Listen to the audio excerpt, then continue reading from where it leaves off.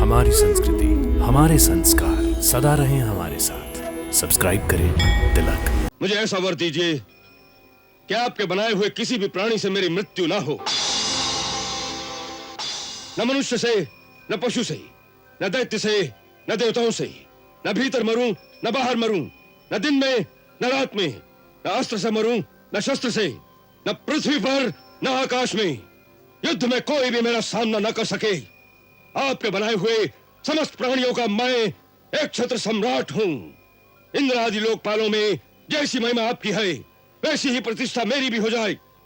मुझे ऐसा ही वर दीजिए भगवान, मुझे ऐसा ही वर चाहिए। मैं यहाँ का भगवान हूं। सारा संसार मेरे सामने भय से थर थर कांपता है। मेरे चलने से पृथ्वी डोलने लगती है। मेरी भ्रुकुटी तन जाए तो तीनों लोग कांप उठते हैं। नाग, यक्ष, गंधर्व, देवता सभी मेरे नाम की माला जपते हैं। तीनों लोकों में सभी चल अचल प्राणी केवल मेरी पूजा करते हैं, परंतु केवल तू ही एक ऐसा है जिसने मेरी पूजा करना स्वीकार किया। क्या यह सत्य है? हाँ पिताश्री, ये सत्य है। ले जाओ इसे और इसकी जीवा काट दो। ये मुझे पापहीन करना चाहता था, प्राणहीन कर दो इसे। भैया, होलिका, तुम? आप तो जानते हैं कि मुझे वरदान मिला है कि अग्नि मुझे नहीं जला सकती। सो मैं उसे अपनी गोद में लेकर चिता पर बैठ जाती हूँ। इन लोगों से कह दो कि चारों ओर से आग लगा दें, वो अपने आप भस्म हो जाएगा।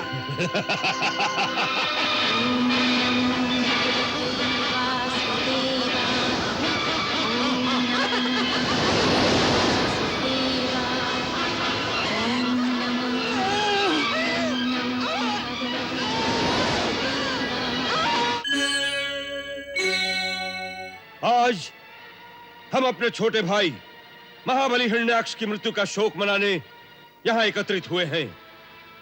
इंद्र जैसे हमारे क्षुद्र शत्रुओं ने दैत्य शिरोमणि हिरण्याक्ष को विष्णु के हाथों मरवा डाला है, जिसका बदला हमें न केवल विष्णु से बल्कि समस्त देवताओं से लेना होगा। ये विष्णु पहले तो बड़ा शुद्ध और निष्पक्ष था, परंतु देवताओं के बहकाने से यह भी मायावी हो गया है और अपनी माया से वराह आदि रूप धारण करने लगा है। आज मैं सबके सामने यह प्रतिज्ञा करता हूं कि मैं अपने त्रिशूल से उसका वध करके अपने भाई की मृत आत्मा को तृप्त करूंगा। जिस प्रकार जड़ के कट जाने से पेड़ों के पत्ते सूख कर गिर जाते हैं, ठीक उसी प्रकार विष्णु के न रहने से समस्त देवताओं की शक्ति क्षीण हो जाएगी। पृथ्वी पर जो मानव लोग तपस्या, यज्ञ, व्रत और दान आदि कर रहे हैं, जिससे देवताओं को बल मिलता है, इसीलिए वीर शिरोमणि हिरण्याक्ष ने समस्त धरती को जल के अंदर छुपा दिया था, किंतु वराह रूप धरकर विष्णु से फिर बाहर ले आया है। इसीलिए तुम सब लोग इसी समय पृथ्वी पर जाओ और वहां जो लोग तपस्या, यज्ञ, व्रत और दान आदि कर रहे हैं, उन सब का नाश कर दो। जहां जहां गाय, वर्ण, वेद, आश्रम और धर्म कर्म हो रहे हों, उन देशों को जलाकर राख कर दो, जिससे देवता बलहीन हो जाएंगे। हम इसी समय असुरों के कुलगुरु शुक्राचार्य के पास जाकर उनसे समस्त देवताओं पर विजय प्राप्त करने का साधन पूछते हैं। जाओ और जाकर मृत्यु लोक में आतंक मचा दो। गुरुदेव, आपको यह जानकर प्रसन्नता होगी कि मैंने अपने भाई के वध का प्रतिकार करने के लिए अपने समस्त योद्धाओं को धरती पर हाहाकार मचा देने का आदेश दिया है। अब मैं समस्त देवताओं को निस्तेज करके इंद्र के साम्राज्य पर भी अपना अधिकार पाना चाहता हूं। बताइए गुरुदेव, इस कार्य की सिद्धि के लिए शक्ति संचित करने का साधन क्या है? संसार में शक्ति प्राप्त करने का केवल एक ही साधन है, तप, तपस्या। केवल तपस्या ही समस्त शक्तियों का उद्गम स्थान है।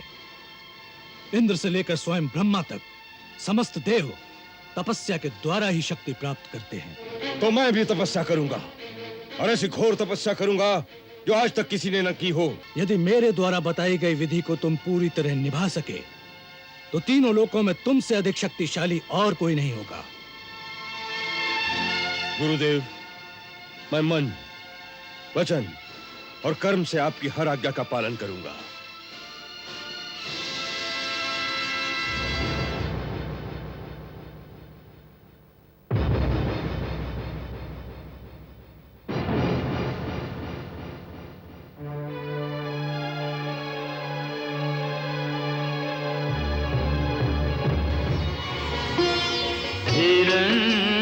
हिरण्यकशिपु हठ योगी नृप अजपाजप अविराम करे। निर्निमेष निःशेष निरंतर स्मरण इष्ट का नाम करे।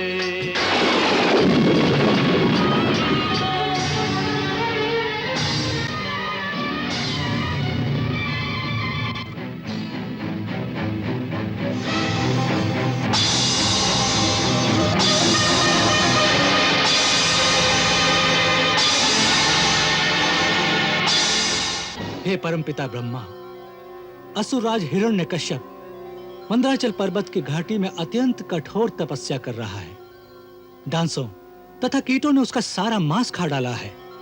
केवल हड्डियों में अटके प्राणों के सहारे वो घोर तपस्या कर रहा है। देवताओं के 100 वर्ष उसने बिना अन्न जल ग्रहण किए व्यतीत किए हैं। ऐसे कठोर तप की अग्नि को सहना देवताओं की शक्ति में नहीं है प्रभु। उसके तप की अग्नि और धूम्र ने तीनों लोगों को त्रस्त कर दिया है। कुछ निराकरण कीजिए प्रभु। निराकरण तो वरदान देने से ही होगा देवगणों। वरदान से वह आप सबका विनाश का भी वरदान मांग सकता है। किंतु हे पितामह, यदि वो इसी तरह से तपस्या करता रहा तो दैवी विधान से वो स्वयं ब्रह्म पद को भी प्राप्त हो सकता है। तब तो बड़ा ही अनर्थ हो जाएगा प्रभु। इसलिए शीघ्र कोई ऐसा उपाय कीजिए प्रभु जिससे कि उसकी यह तपस्या यहीं पर समाप्त हो जाए। एवमस्तु।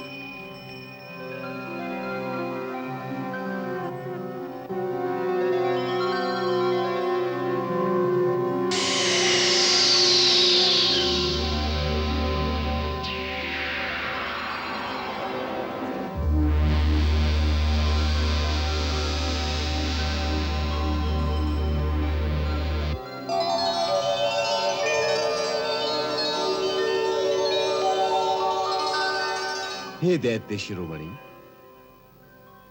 मृत्यु लोक के प्राणियों के लिए हम अमर लोक के प्राणियों का दर्शन कभी निष्फल नहीं हो सकता।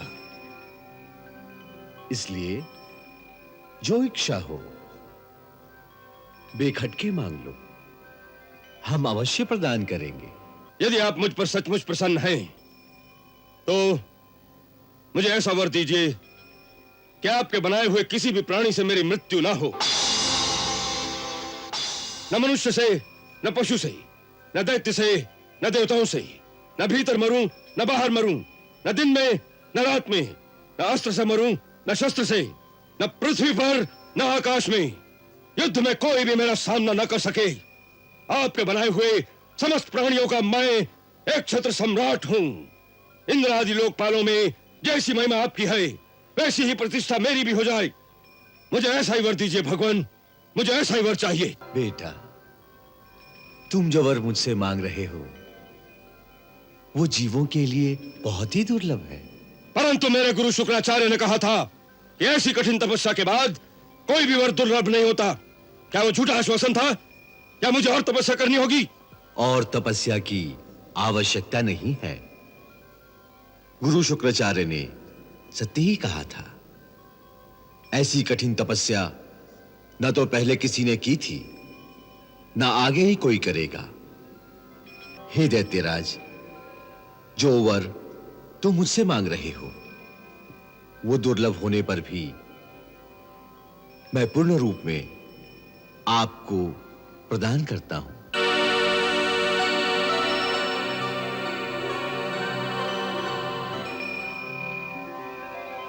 हिरण्यकश्यप को ब्रह्मा जी के वरदान से जो दुर्लभ शक्ति प्राप्त हुई उसका उपयोग यदि वह सात्विक और धार्मिक कार्यों के लिए करता तो सारे ब्रह्मांड में स्वयं भगवान को छोड़कर उनसे महान और कोई नहीं होता। अच्छा प्राणी विजय और सफलता पाकर झुक जाता है, परंतु नीच प्राणी सफलता के मद में पागल हो जाता है। हिरण्यकश्यप स्वयं ब्रह्मा जी का पौत्र होकर भी अपने नीच संस्कारों के कारण इंद्रियों के विषय में रत था, इसलिए इतनी घोर तपस्या करके जब वरदान मांगने का समय आया तो उसने केवल भोग विलास ही मांगा। उसकी बुद्धि ने उसे अपने विकास के स्थान पर विनाश का ही मार्ग दिखलाया और अपनी अपार शक्तियों के दुरुपयोग से उसने संसार में चारों ओर हाहाकार मचा दिया। सर्वप्रथम उसने इंद्र के स्वर्गलोक पर धावा बोल दिया।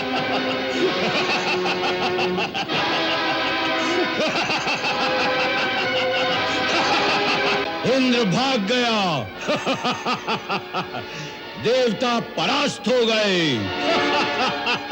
अब स्वर्ग पर भी हमारा राज्य है। मैं यहाँ का भगवान हूँ। हर कोई मेरी पूजा करे। जो मेरी पूजा नहीं करेगा वो संसार में जीवित नहीं रह सकता। बोल, हिरण्यकश्यप तेरा भगवान है कि नहीं? बोल, बोल। इस प्रकार देवताओं सहित तीनों लोकों के प्राणी उस महादैत्य के आगे नतमस्तक हो गए।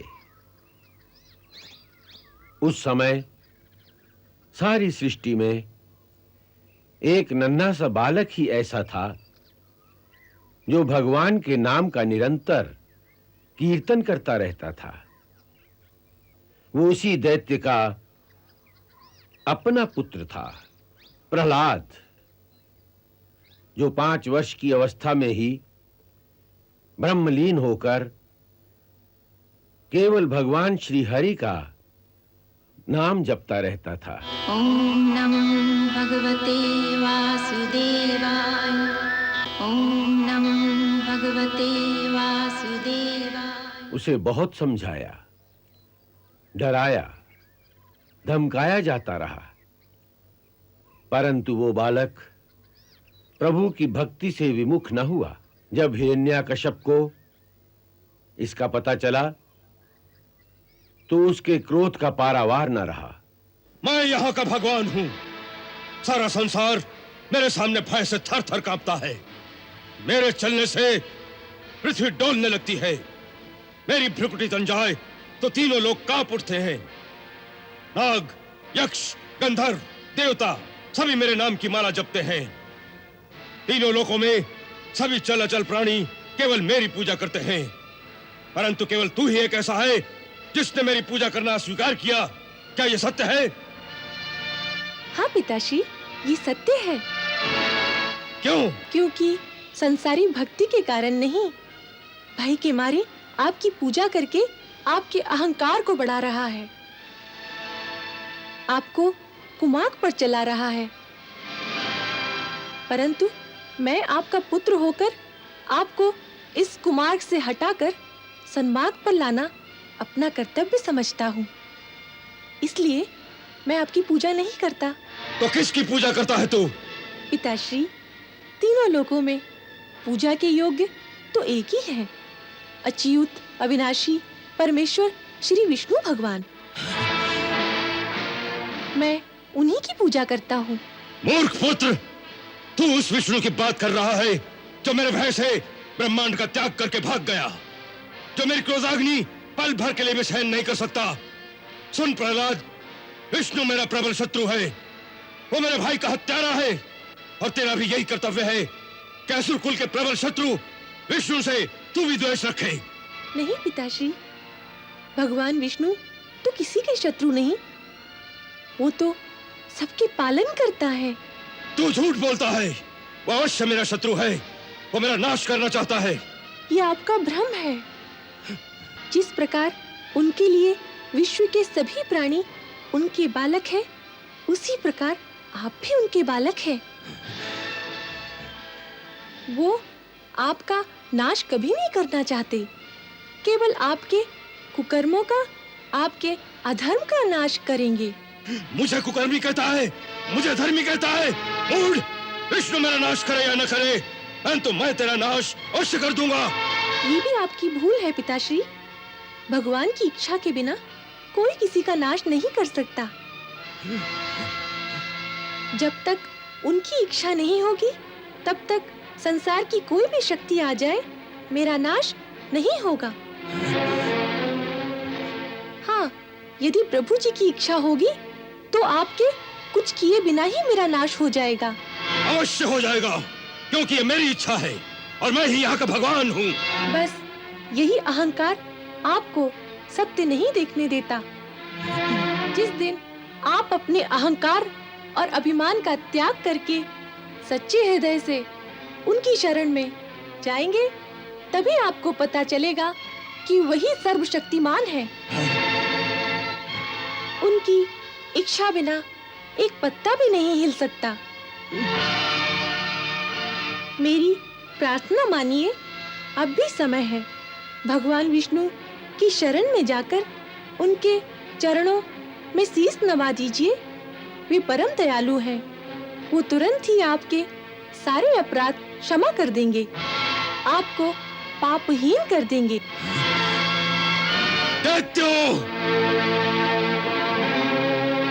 ले जाओ इसे और इसकी जिह्वा काट दो।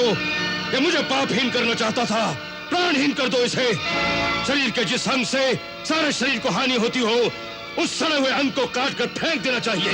जाओ, ले जाओ, और जो सबसे पहले इसकी मृत्यु का समाचार हमें सुनाएगा, उसे बहुत बड़ा पारितोषिक दिया जाएगा। जाओ, ले जाओ इस कुल कलंक को।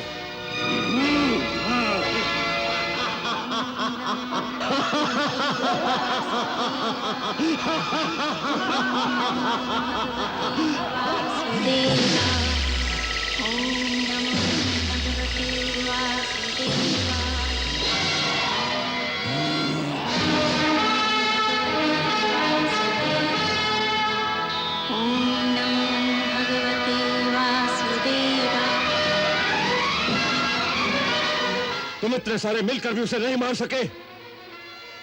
अस्त्र काम नहीं करता तो जाओ उसे पहाड़ की चोटी से गिरा दो।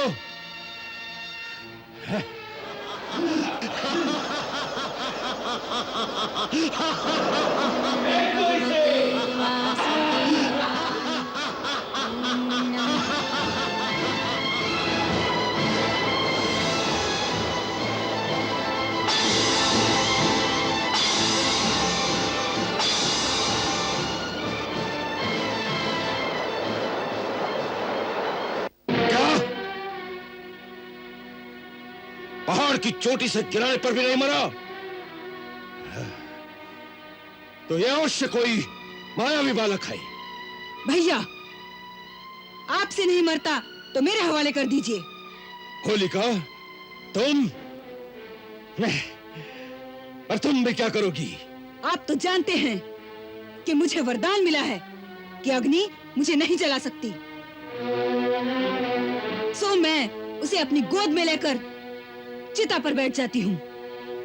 इन लोगों से कह दो कि चारों ओर से आग लगा दें, वो अपने आप भस्म हो जाएगा। ओम नमो भगवते वासुदेवाय। ओम नमो भगवते वासुदेवाय। ओम नमो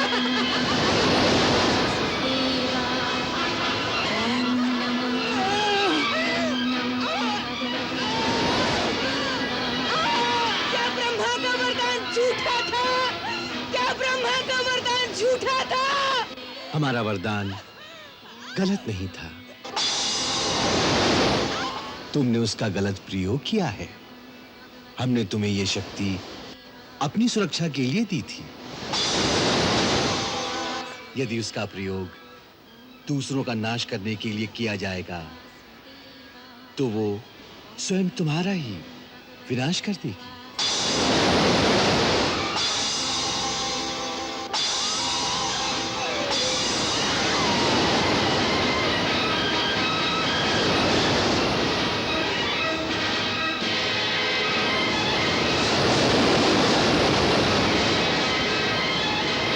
लज्जा नहीं आती तुम लोगों को? बार बार ये कहते हुए कि तुम लोग इस अंगूठे पर ऊंचे बालक को मार नहीं सके। क्षमा करें राजन, हमने अनेक उपाय किए कि प्रहलाद का वध कर दें, किंतु न जाने कौन सी अज्ञात शक्ति इसकी रक्षा करती है। हमने इसे आग में जलाया, पहाड़ से गिराया, किंतु हे राजन, हम इसका कुछ ना बिगाड़ सके। हम बहुत लज्जित हैं।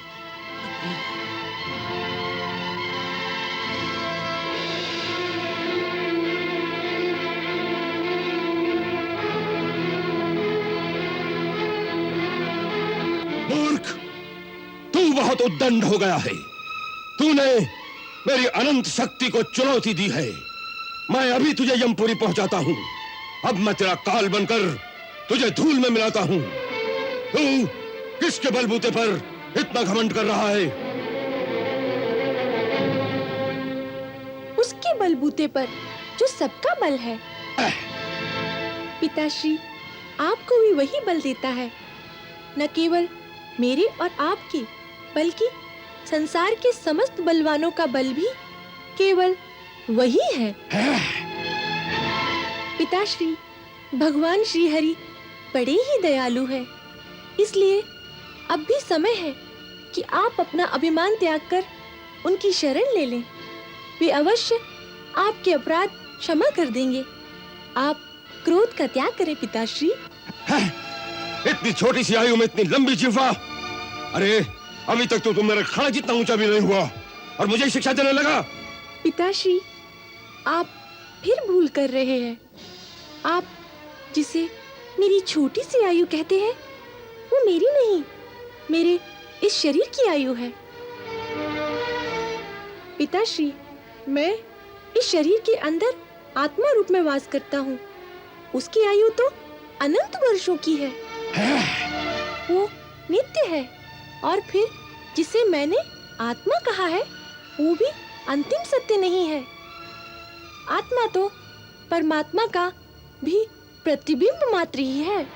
उस दृष्टि से हर शरीर में परमात्मा का ही वास है। वे मेरे शरीर में है, वही आपके शरीर में है, वही संसार के समस्त कण कण में है। जिसे आत्मज्ञान हो जाता है, उसे शरीर नहीं दिखते, केवल परमात्मा ही दिखते हैं। कहाँ कहाँ दिखता है तुझे तेरा परमात्मा?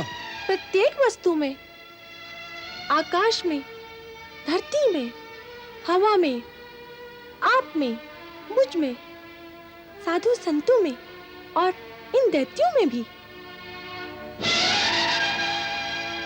आप विश्वास कीजिए पिताश्री, वे सृष्टि के कण कण में है। यहाँ की हर वस्तु में भी? जी पिताश्री। इस महल में भी? जी पिताश्री, मैं तो उन्हें इस महल की हर वस्तु में देख रहा हूँ।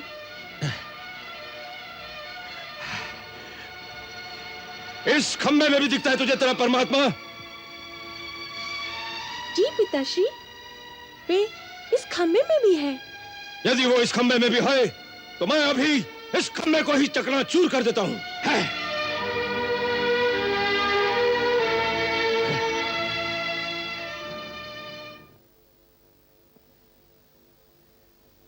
यदि इस खंबे में भी तेरा भगवान है, तो आज न यह खंबा रहेगा, न तेरा भगवान। यदि शक्ति है तेरे भगवान में, तो बोल उससे, बचा ले अपने आप को, बचा ले अपने आप को।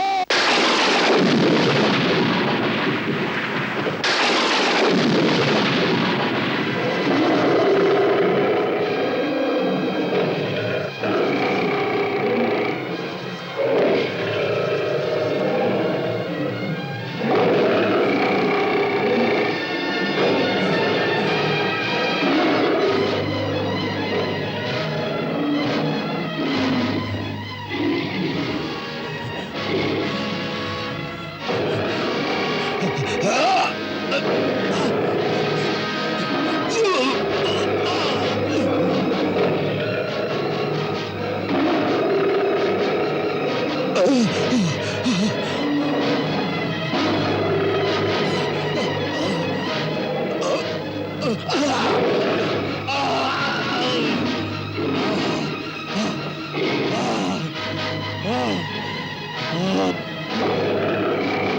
असुरवंशी हिरण्यकश्यप, तुझे ब्रह्मा का वरदान था कि तू किसी ब्रह्मा की सृष्टि से नहीं मरेगा। तो भगवान नरसिंह ब्रह्मा की सृष्टि में नहीं है। ये न नर है, न पशु, न सुर है, न दैत्य। इस समय न दिन है न रात, संध्या वेला है। तुझे अस्त्र से मारा जा रहा है, न शस्त्र से। तुझे नरसिंह भगवान अपने नखों से मार रहे हैं।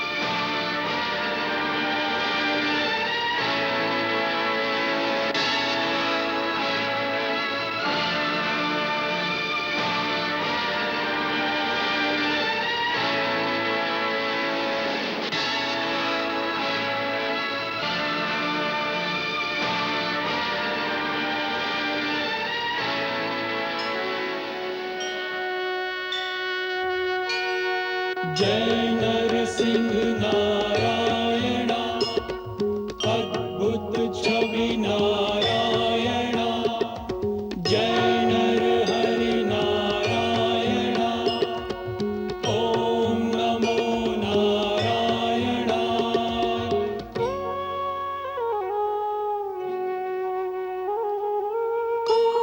कोपकालस्य यो विग्रह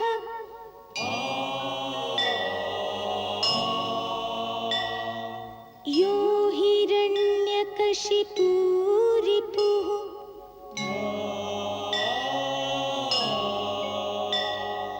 तस्मै मृगनरेन्द्राय नरसिंहाय नमो